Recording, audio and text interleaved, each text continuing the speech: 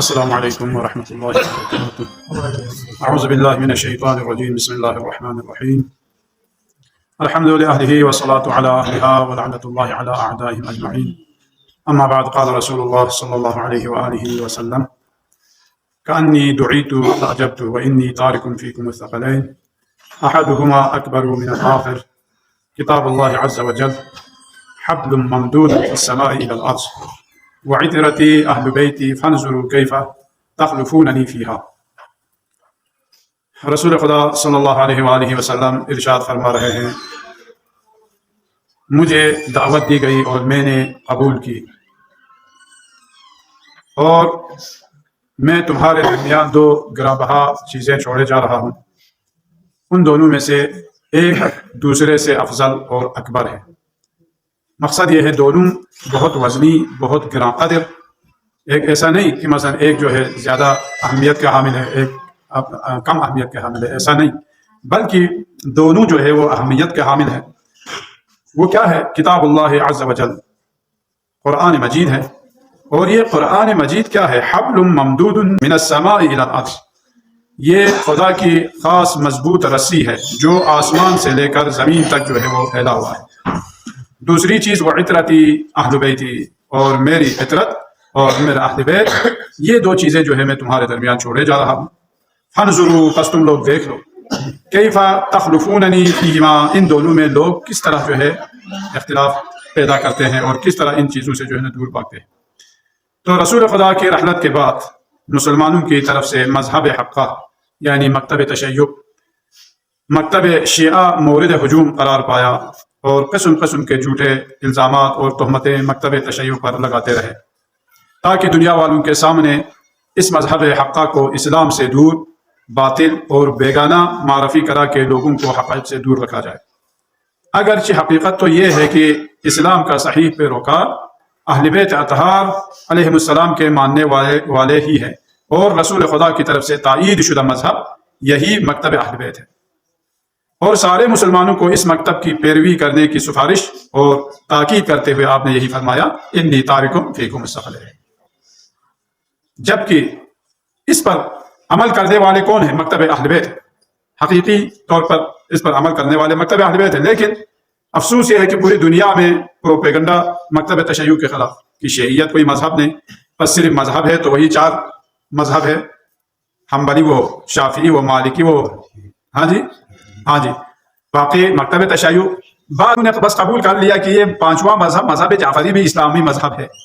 اندازہ کریں تو یہ چیزیں کیوں ایسا ہوا۔ ابھی الحمدللہ ابھی میڈیا آزاد ہو گیا، ابھی حقائق جو ہے لوگوں پر واضح ہو رہا ہے، مکتب تشیع کی حقانیت اب لوگوں کو، کیونکہ پہلے ہم تو سنتے تھے نا کہ وہ لوگ ہمارے بارے میں کہتے کہ یہ ایک کان کو اوڑھتے ہیں، ایک کان کو کیا نام ہے بچھا کر سوتے ہیں، شیعہ ایسا ہوتا ہے نہ، یہ لوگ اس قرآن کے قائل ہے، نہ پتہ نہیں کیا کیا الزام تراشیاں کرتے تھے، لیکن حقائق اب سامنے آ رہے ہیں۔ تو اصل سوال اور اشکال تو ان پر ہونا چاہیے کہ کس دلیل یا قرآنی دلیل یا روایی دلیل کے تحت وہ مکتب صحابہ کو اپنا لیا، کیا دلیل تھی ان کے پاس؟ علی کو چھوڑ کر جانے کی کوئی دلیل ہے؟ نہ قرآن سے کوئی دلیل ہے، نہ پیغمبر کا کوئی فرمان ہے۔ بس وہ لوگ چلے، دلیل تو ان کو پیدا کرنا چاہیے، ان کو جو ہے نا دلیل پیش کرنا چاہیے۔ وہ ہم سے دلیل مانگتے کہ یہ مکتب تشیع جو ہے نا خلفاء کو کیوں مانتے ہیں؟ ہم خلیفہ مانتے ہیں ان کو، لیکن جو خدا کی طرف سے معین کردہ خلیفہ نہیں، بس لوگوں کی طرف سے جو ہے نا وہ معین کردہ خلیفہ ہے، یعنی جسے کہتے ہیں خود ساختہ خلیفہ مانتے ہیں ہم، اور اللہ اور رسول کی طرف سے معین کردہ خلیفہ ہم نہیں مانتے۔ اب کہتے ہیں کہ اس مکتب پر مختلف قسم کے اشکالات کرتے ہیں۔ کچھ اشکالات جو ہیں وہ جناب فاطمہ الزہرا سلام اللہ علیہا سے مربوط ہیں، ان کو جو ہے یہاں پر میں ذکر کرنا چاہتا ہوں۔ مثلا اشکال کرتے ہیں کہ امیر المومنین علیہ الصلوۃ والسلام گھر میں ہوتے ہوئے حضرت فاطمہ کو دروازہ کھولنے کے لیے کیوں بھیجا؟ کیا غیرت مردانگی یہ اجازت نہیں دیتی کہ خود گھر میں ہوتے ہوئے، وعلیکم السلام، گھر میں ہوتے ہوئے ناموس کو جو ہے وہ دروازہ کھولنے کے لیے بھیجتے؟ اشکال جو ہے علی نے رسول خدا کی امانت میں خیانت کی، حفاظت نہیں کی۔ کیوں؟ فاطمہ الزہرا رسول خدا کی امانت تھی، اور اگر امانت کی آپ نے حفاظت نہیں کی تو گویا آپ نے رسول خدا کی امانت میں خیانت کی۔ یا حضرت فاطمہ پر ہاتھ اٹھانا ایک شخصی مسئلہ تھا، خلافت سے اس کا کوئی ربط نہیں۔ علی نے خلافت کے غصب ہونے پر خاموشی اختیار کی اور سکوت اختیار کی۔ رسول خدا نے جو فرمایا تھا فاطمہ بضعۃ منی من آذاها فقد آذانی، یہ علی کے بارے میں کہا ہے۔ یہ اشکالات ہیں. یعنی یہ جو ہے نا علی کے لیے کہا کہ علی نے جو ہے نا فاطمہ کو اذیت دی. نعوذ باللہ. اندازہ کریں آپ نے.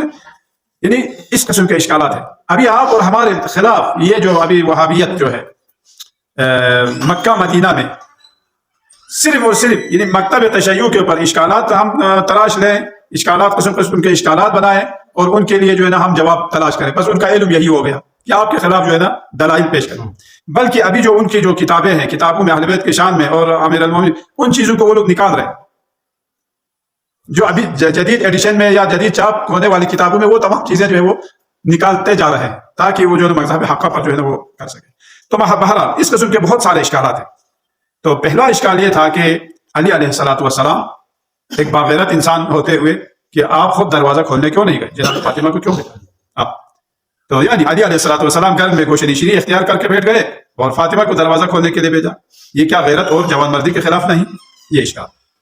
اس کے لیے جواب ہے, دو تین جواب ہے. جواب یہ ہے, سب سے پہلے اس میں کوئی شک نہیں کہ امیر المومنین جیسا بہادر کوئی نہیں تھا, علی جیسا غیرت مند کوئی نہیں تھا, علی جیسا دلاور کوئی نہیں تھا.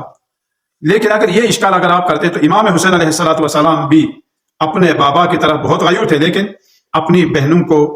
السلام علیکم ورحمۃ اللہ وبرکاتہ. اعوذ باللہ من الشیطان الرجیم. بسم اللہ الرحمن الرحیم. الحمد للہ والصلاة علی اہلہا ولعنۃ اللہ علی اعدائہم اجمعین. دوسرا اشکال یہ ہے کہ علی نے رسول اللہ صلی اللہ علیہ وآلہ وسلم کی امانت کا دفاع کیوں نہیں کیا؟ کچھ لوگ یہ اشکال کرتے ہیں جناب فاطمہ سلام اللہ علیہا رسول اللہ کی امانت تھی علی کے ہاتھوں اور علی نے ان کی حفاظت نہیں کی, تو گویا علی نے امانت میں خیانت کیا. جواب یہ تھا کہ علی کے نزدیک دین اسلام اللہ اور رسول کی طرف سے سب سے بڑی امانت تھی, جس کی حفاظت کرنا بھی علی پر واجب تھا, اور رسول اللہ کی امانت یعنی فاطمہ کی حفاظت میں بھی ایک لمحے کے لیے علی نے کوتاہی نہیں کی. علی نے امانت کی حفاظت کے خلاف اور کوئی ناسازگار عمل نہیں کیا. حضرت فاطمہ نے بھی اپنے وظیفہ پر عمل کیا, یعنی امامت کی آپ نے حفاظت کی. راہ امامت کی پہلی شہیدہ جناب فاطمہ الزہرا سلام اللہ علیہا. امانت رسول کی حفاظت صرف علی پر واجب نہیں تھا بلکہ تمام مسلمانوں پر فرض تھا. علی کا وظیفہ یہ تھا کہ دشمن کو کوئی ایسا موقع ہاتھ لگنے نہ دیا جائے جسے مشروعیت دے کر اپنا غیر مشروع نقشہ کا اجرا کرے, اور لوگوں کے لیے حق اور باطل کی پہچان کے لیے فرصت بھی باقی رکھی جائے.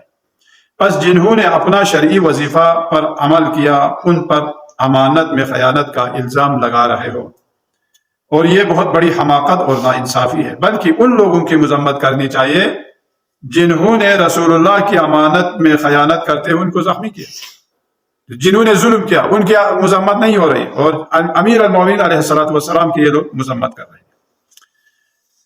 تیسرا اشکال یہ تھا کہ ابو بکر جو ہے بہت نرم لہجے میں بات کر رہا تھا اور حضرت فاطمہ جو ہے اس کا جواب سخت لہجے میں دے رہی تھی.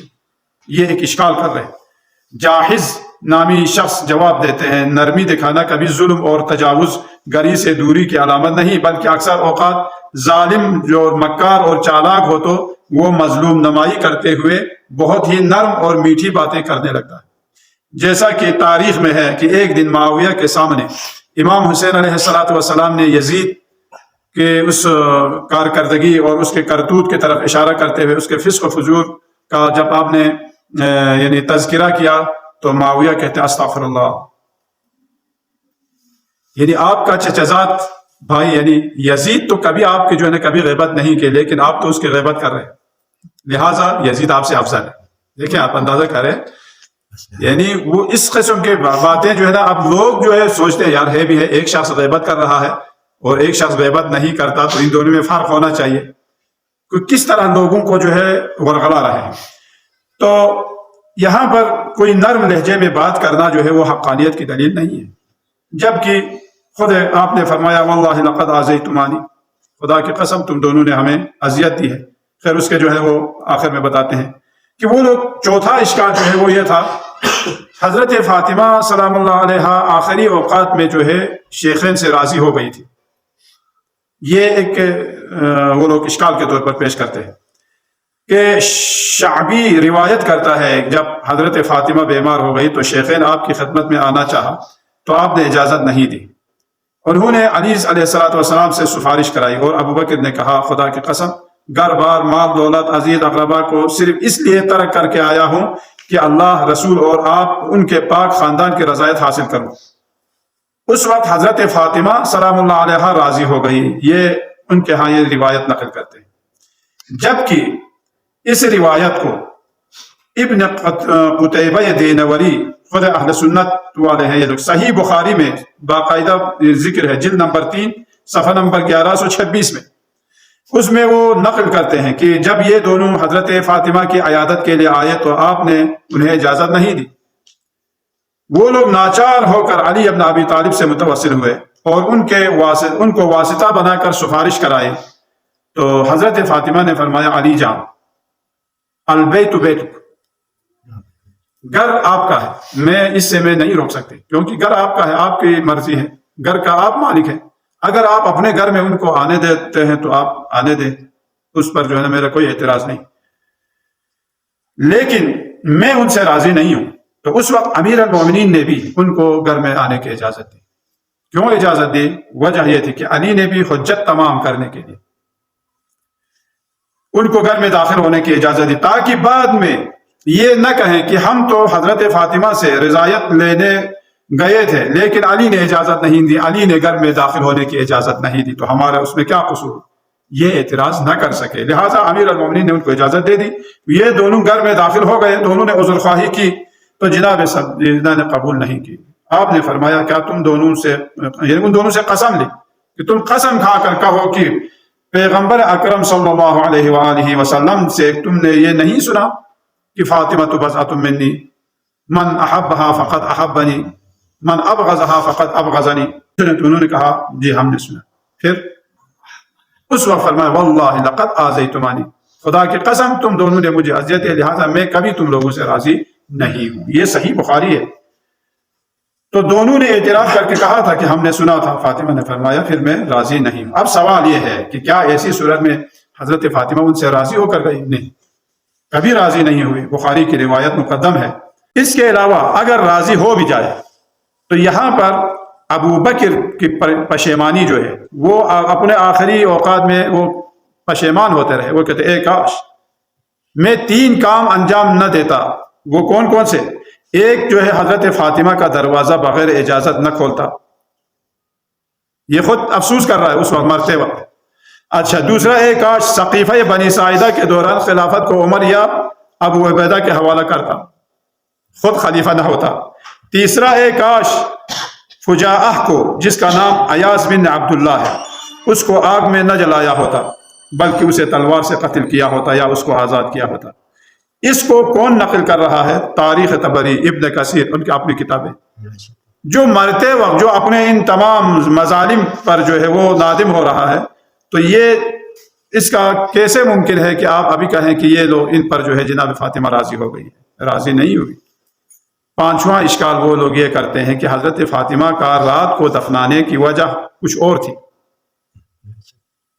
وہ کیا تھی کہ آپ کا رات کو دفنانا خلفاء پر ناراضگی کی خاطر نہیں تھی بلکہ چاہتی تھی کہ نامحروموں کی نظر سے دور رہے.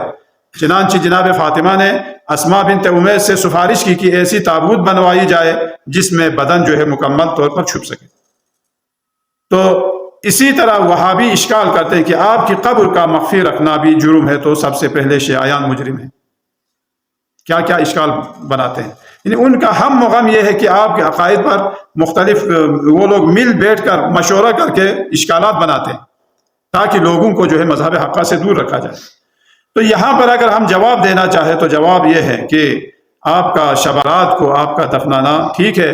جو آپ نے جناب اسماء بنت امیس کو یہ آپ نے کہا تھا کہ کوئی ایسی تابوت بنے جائے جو جس سے میرا بدن جو ہے وہ چھپ جائے، وہ لیکن کون سا واقعہ پیش آیا تھا کہ وقت کے حاکموں کو اپنے جنازے میں آنے سے آپ روک رہی تھی. آپ نے کہا تھا باقی ان کو جو ہے نا یا علی ان کو جو ہے میرے جنازے میں آنے مت دو. اس لیے جناب سیدہ نے کہا رات کی تاریکی میں مجھے میرے تشیع جنازہ ہو تاکہ یہ لوگ میرے نماز جنازہ میں اور میرے تشیع جنازہ میں شرکت نہ کر سکیں۔ یہ جناب سیدہ نے باقاعدہ وصیت کی۔ وصیت کے الفاظ یہی ہے کہ ان سے میں نفرت اور غم و غصے کا اظہار کیا۔ پھر اس کے بعد جناب سیدہ نے وصیت کے ذریعے 3 اشکالات کے جو ہے نا آپ نے جواب دیے۔ وہ 3 اشکالات کیا تھے؟ کیوں رسول کی بیٹی کی قبر مخفی رکھی جائے؟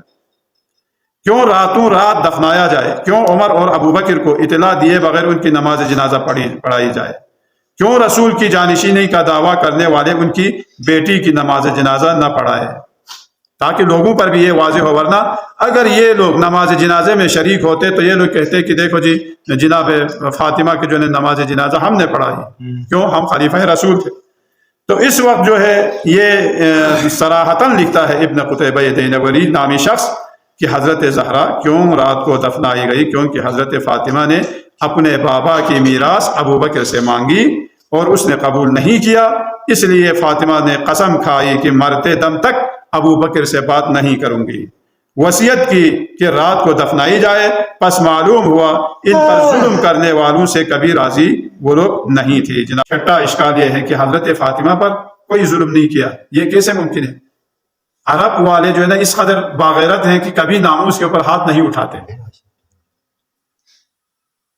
اس کے لیے دلیل ہے، قرآنی دلیل ہے۔ اچھا اگر ایسا اتنا وہ لوگ باغیرت ہیں تو خود قرآن مجید میں وَإِذَا الْمَوْءُودَةُ سُئِلَتْ بِأَيِّ ذَنبٍ قُتِلَتْ، جب زندہ درگور لڑکیوں کے بارے میں سوال کیا جائے گا کہ انہیں کس گناہ میں مارا گیا۔ دوسری جگہ فرما رہا ہے اذا بشر احدهم بالانثى ظل وجهه مسودا وهو كظيم، جب خود ان میں سے کسی کو لڑکی کے پیدا ہونے کی بشارت دی جاتی ہے تو اس کا چہرہ سیاہ پڑ جاتا ہے شرم کے مارے اور وہ خون کے گھونٹ پینے لگتا ہے۔ یہ لوگ اپنی بیٹیوں کو بھوک اور افلاس کی وجہ سے زندہ بغور کیا کرتے تھے اور بیٹی سے نفرت کرتے تھے، تو یہ کس چیز کی طرف دلیل ہے؟ اور جناب اگر یہ لوگ یعنی باغیرت ہے تو کربلا کا واقعہ، تو کیا وہ لوگ عرب نہیں تھے؟ اہل بیت اطہار پر کتنا ظلم انہوں نے ڈھایا۔ ابھی آج کل رات کو دیکھ رہا تھا شام میں یہ خبیث لوگ جو اللہ اکبر کا نعرہ بھی لگا رہے ہیں اور ایک جوان لڑکی جس کو اغوا کر کے لے جا رہا، اب ایک فوجی، اب حالانکہ کسی مرد کے لیے اس سے بڑھ کر اور کوئی مصیبت ہے جن کے سامنے جو ہے ان کے ناموس پر ہاتھ لگے؟ یہ پہلے بھی انہوں نے ایسا کیا تھا، یعنی $200 میں آپ اندازہ کریں، $200 میں جو ہے نا شام میں غریب عورتیں، لڑکیاں، جوان لڑکیاں جو ہے نا انہوں نے بیچ دیے ہیں ہزاروں۔ یہ افغانستان میں بھی ایسا ہوا، شیعہ خواتین کو $200 میں بیچ دیے۔ اتنا مظالم جو ہے نا وہ اب بھی یہ یزیدی نسل جو ہے ڈال رہے ہیں۔ تو یہاں پر غیرت عرب کہاں گئی؟ تو کہتے ہیں کہ جو مظالم آپ پر واقع ہوئی ہے جناب سیدہ پر، ان میں حقیقت ہے، اس میں کوئی جھوٹی بات شیعیان امیر المومنین نہیں کرتے۔ ہماری دعا ہے پروردگار محمد و آل محمد کے صدقے میں ہم سب کو جناب فاطمہ الزہرا سلام اللہ علیہا کی شفاعت نصیب فرما، شیعیان امیر المومنین کی حفاظت فرما، اور اس وقت شام میں تمام یزیدی نسل سارے جمع ہو کر حملہ کر رہے ہیں، پروردگارہ جناب سیدہ زینب سلام اللہ علیہا کے ذریعے مقدس کی حفاظت فرما، اور ان مجاہدین کو فتح و نصرت عطا فرما، اور دشمن کو پسپا کرنے کی توفیق عطا فرما۔